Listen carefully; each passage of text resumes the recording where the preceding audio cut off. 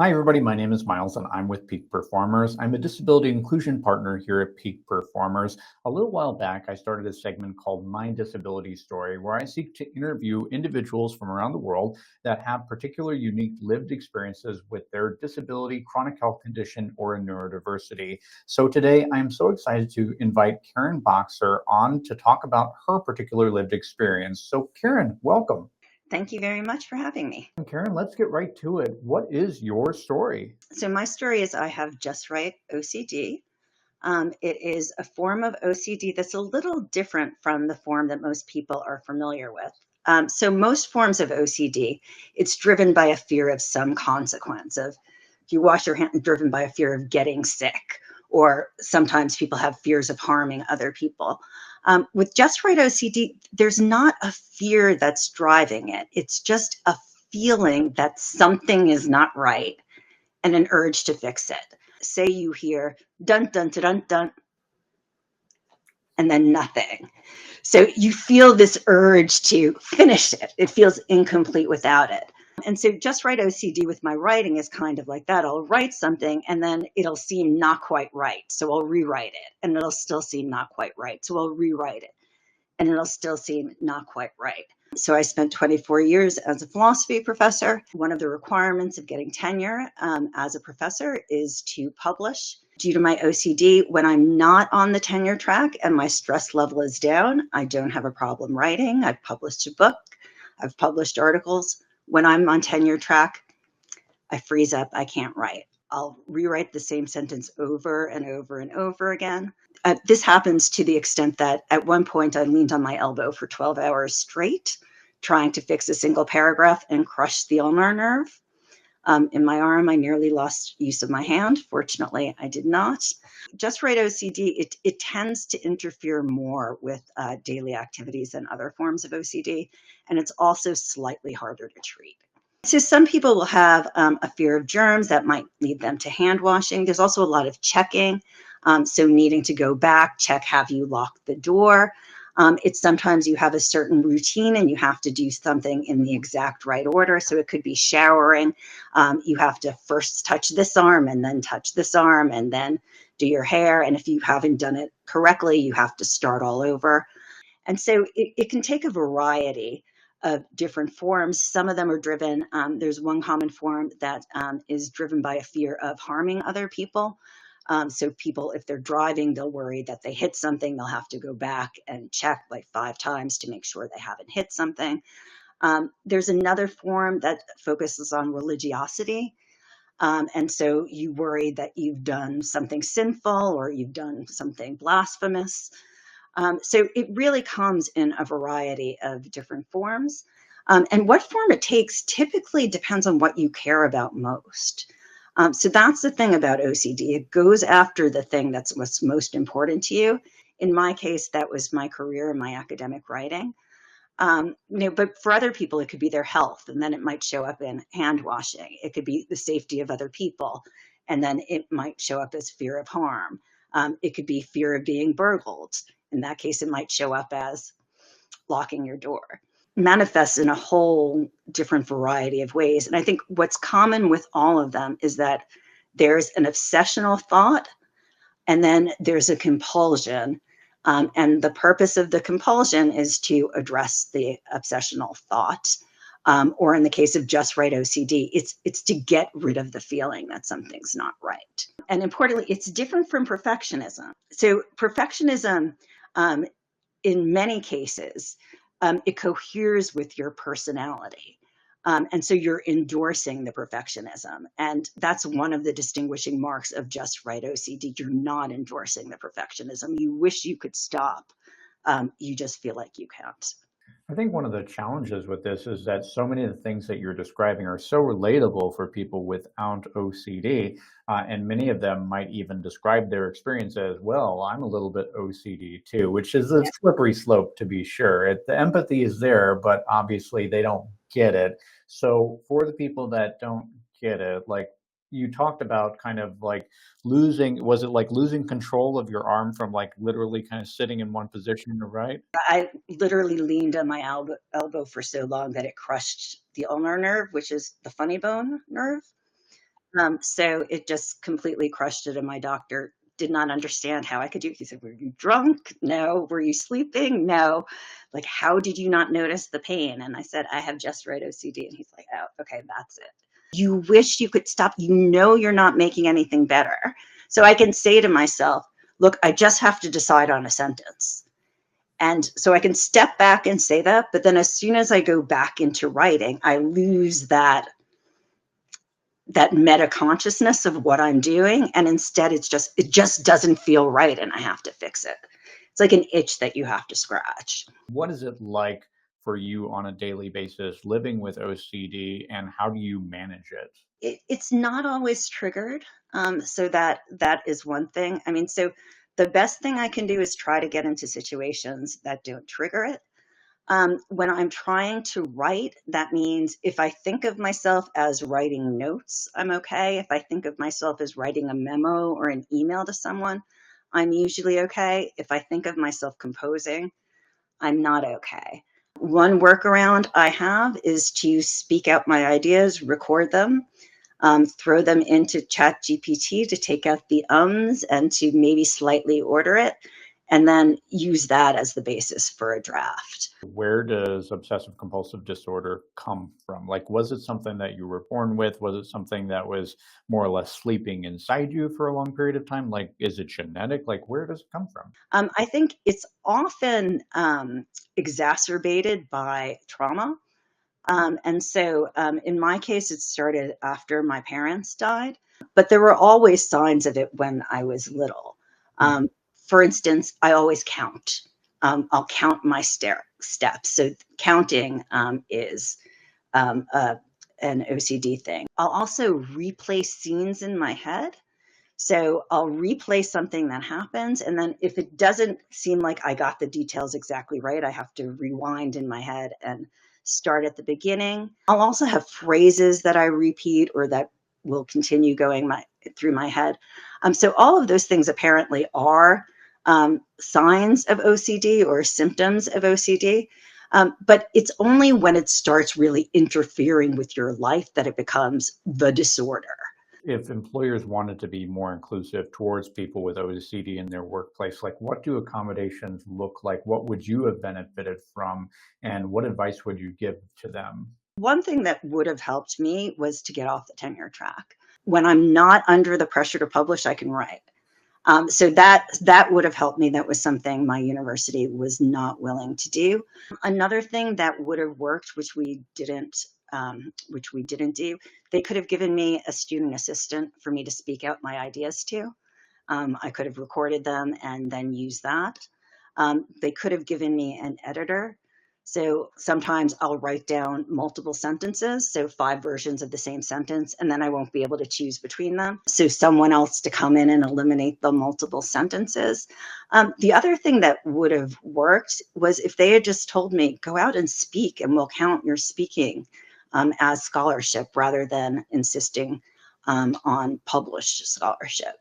Academia is so much still in the state of publish or perish, that no one thought to say, well, why don't you just go out and speak? There's more than one way of conveying knowledge. And particularly, I was a philosopher. So particularly in a field like philosophy, where one of our founding fathers never wrote a thing. So Socrates, as far as we know, did not write anything. And he believed writing was inferior to speaking.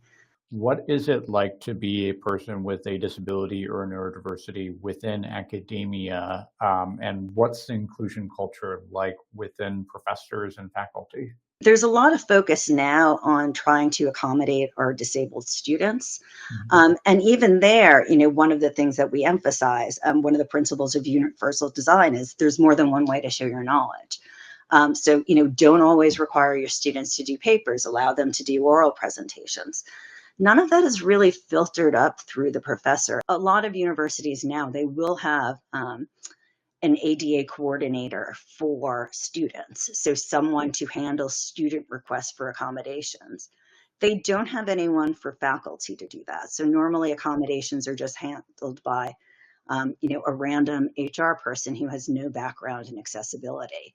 And that's not the type of person who's going to know what solutions. would work for you. When it comes to mental illnesses and those disabilities, there's still stigma with it. I think also, being an academic, it's about your mind. And so if there's something wrong with your mind, it's kind of, well, do you belong here or not? I was once told by a chair of mine who she was worried about my mental health. But what she said was, look, maybe you just have to accept that people with serious disabilities can't hold serious jobs. That is a shocking thing to say. And, obviously, I think, attitudes like that need to change. It's not that I couldn't hold a serious job. It's not that I couldn't hold that job. It's that I needed adjustments to that job of the sort that the ADA envisioned. But those weren't available. And so in the end, I ended up leaving the professorate. But you are still writing now, are you not? I am writing. I'm writing mainly for the public now. I'm doing a little bit of philosophy writing, so some writing on moral responsibility. And in particular, what I want to do is look at moral responsibility from a non-ableist lens. So one thing the moral responsibility literature does is it puts a lot of emphasis on who is not morally responsible. And classically, anyone with a mental illness, it was kind of, you're not morally responsible. That's way too broad. I'm also working on some stuff on the concept of disability and how I think we should understand that. For me, I think that the best way to define disability is as a historically marginalized functional difference. And so, that breaks with what the social model said. For the social model, the disability was society's discriminatory effect on top of that functional difference. I think we have to admit that because of the ADA, what the term refers to now has somewhat shifted. It refers to the functional difference now and not to the inability to do something else. But I do think we do need a term to refer to what the social model referred to as disability. So those societally imposed constraints on top of your impairment that comes from the fact that we didn't organize our societies in ways to accommodate people with disabilities. What do you mean by morally responsible? I don't have much of a background in philosophy, so could you talk to me about that and like exactly what you even mean by that statement? Moral responsibility, when I talk about being a morally responsible agent, what I mean is an agent who falls under moral obligations, someone who can be expected to do, legitimately expected to know the right thing to do and to do it, and who is subject to blame or potentially punishment in the event that they fail to act as they should act. So the argument there is that if somebody is, quote, not in their right mind or something, then they are not able to be held to the same standard then?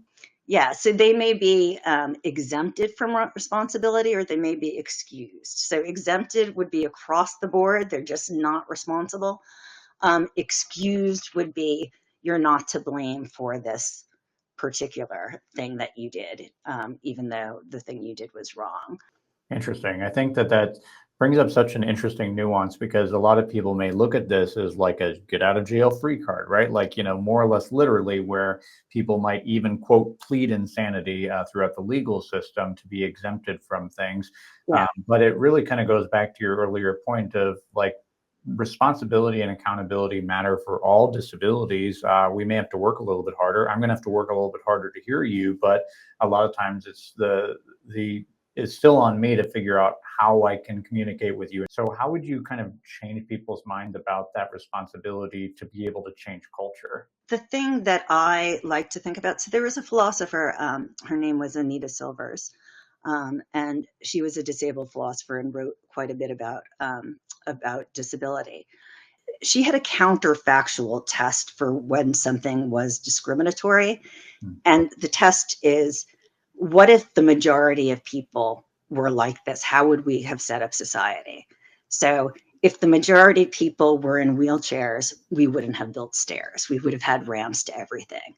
The fact that we didn't build things to be accessible for people with wheelchairs, they were a marginalized majority that we didn't think it was necessary to include. Disability is human, it's normal, it's a natural form of diversity, and it shouldn't exclude you from being part of any particular community or any particular organization. And if the organization is set up in a way that's not open to people with a given disability, then the question is, can it be set up a different way?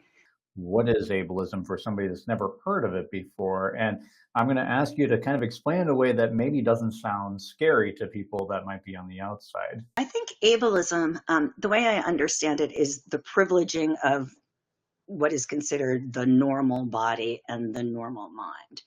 So just like racism is the privileging of one race over another, or sexism is the privileging of one sex or one gender over another, ableism is the privileging of one type of body and mind over another. And it's what we consider the normal body. We think that if people don't have the normal body, there's something wrong with them, as opposed to they're just being different. There's just variation. And all of these different sets of abilities, they're all part of human variation and they're all normal. They may not be typical, but they're not unhealthy. They're not defective. They're just a different way of being.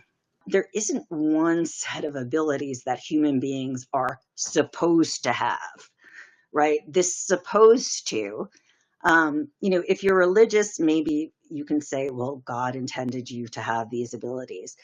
If you're not religious and you're thinking in terms of evolution, evolution didn't intend people. There's no should in evolution, right? There's what's successful for your species if the majority of members need to have that characteristic. That doesn't mean that all members of that species have to have that characteristic to survive. It may be advantageous for some people to have different characteristics than the majority. Recognizing that there just is variation, and the fact that you lack an ability that most people have, that doesn't necessarily or typically doesn't mean you're inferior. It may just mean you have to go about doing something in a different way. I might not be able to produce scholarship through writing. I can produce it orally.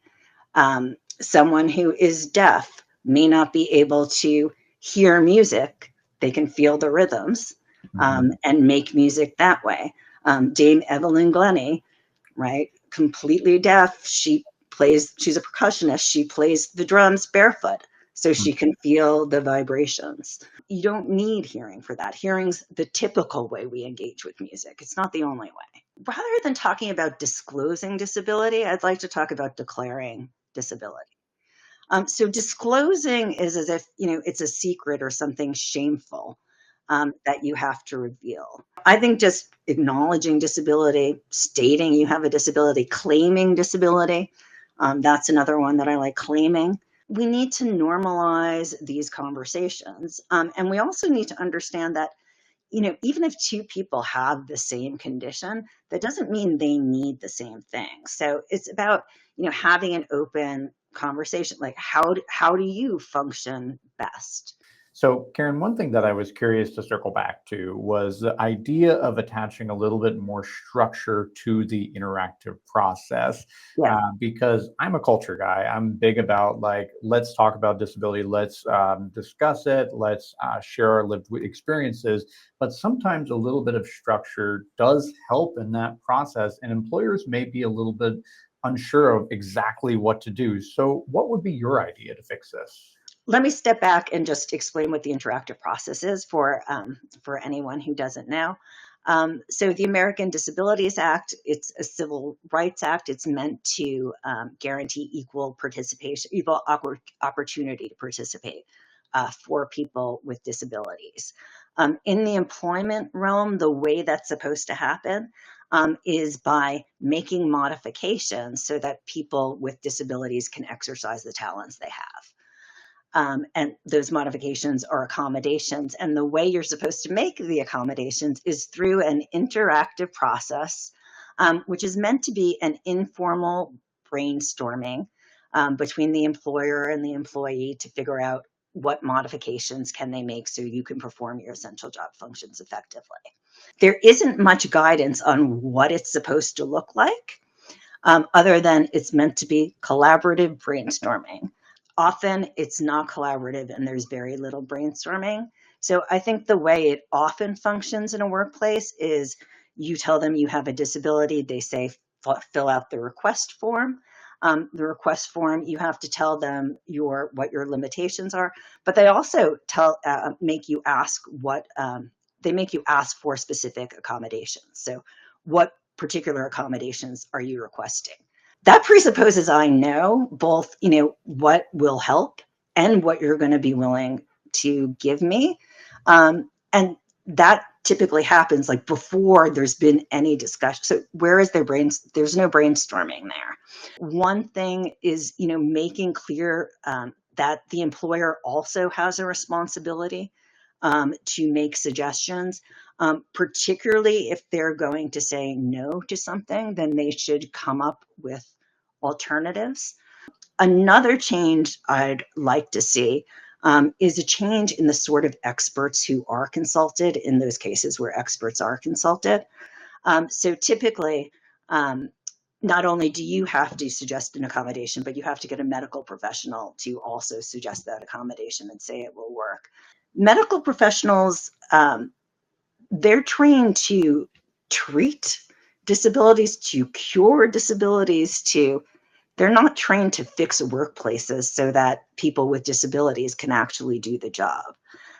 There are people with those trainings, they're accessibility experts, right? So occupational therapists, rehabilitation therapists, workplace ergonomists, assistive technology specialists. A third change is built-in follow-up. So often with an accommodation, it's going to be that you have to try it before you know whether it's going to work or not. If it works, great. If it doesn't, then the sooner you realize that and re-engage with the interactive process, the better. Typically, there's no follow-up, right? So you are given your accommodation, you go off, it doesn't work, and then you're expected to start the process all over again. So having regular follow-ups built in. So I think, for any accommodation that you put in place, there should be, a 2-week trial period. At the end of the 2 weeks, you say, is this working? If it is, great. If not, what adjustments can we make? Maybe there's a small adjustment, but maybe it just didn't work at all. In which case, you have to look for something different. Also, people's disabilities change over time, right? So what works for me now may not work for me 6 months from now. I think also the way you approach accommodations. So if an employer says, we want to accommodate you, we want to work with you, we will actively find solutions, we welcome accommodation requests.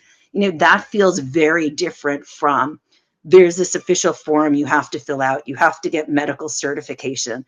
The doctor has to tell us the exact same thing you told us because we're not going to believe you. Setting it up in a way where you're thinking of this as success tools for your employees that you are eager to provide because you want your employees to succeed, right? That's what I think the accommodation process should look like. I will admit that one of my first pieces of advice that I give to many job seekers with disabilities is like, have an idea of what you need going into it. So it's so interesting to hear you kind of push back on that and say, employers, you need to step up to the plate. So do you have particular stories of employers that are doing this really, really well, that are taking those proactive steps, are treating accommodations more as a conversation and less of a paperwork process? I spent 6 months as a fellow or 5 months as a fellow with Disability Belongs. The process I described is essentially their process. Other parts of their process, they do not require any medical documentation. If you say you have a disability, they believe you. They ask you, do you have any ideas for what might work? If you do, then they're willing to try that. If not, they say, okay, let me do some research and get back to you. And they do have the 2-week check-in and then another 1 month check-in and then regular 6 months follow-ups. I mean, the other thing is they put the whole process in, not what do you need to accommodate, it's what do you need? I think what they say is, what do you need to bring your full, authentic self to work? And you can ask that question to all your employees. And it doesn't, there are accommodations that are helpful for people who don't have a disability, right? We all know about the curb cut effect, right? So curb cuts were put in place originally for people with wheelchairs. They help people with baby strollers, people with bicycles, people with shopping carts. Closed captioning, right? Originally for people with hearing loss. How many people now watch television shows with captioning on? I'd say, most people. As we start to wrap up for the day, I want to circle back a little bit to other people that might be listening to this that have an OCD or maybe recently got diagnosed. Maybe they've been living with it for many years, but they're struggling right now. What would you tell them? Like, what would you say to help motivate them, inspire them, and get them pointed in the right direction towards being able to be the version of themselves that they want to be? With OCD, the gold standard treatment is exposure and response prevention therapy. And if you do that, you can directly weaken the OCD. What I needed in my case was to accept my OCD as a fixed part of me and look for a workaround, as opposed to trying to get over it directly. Trying to combat it directly, we could not find effective exposures for me. And so there was no real way to treat it.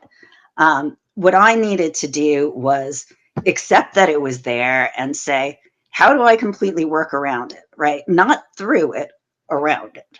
What's next for you, and where are you going from here? My priority right now is using my story and using my experience to make sure no one else has the same experience I had. So, due to the lack of accommodations, I lost a 24-year career. My students lost a professor who they loved. My university lost someone who was doing lots of disability inclusion work with no obvious replacements. I have three major advocacy buckets at the moment. So, one is reforming the interactive process. The second bucket is big cultural change. So, changing how we think about disability.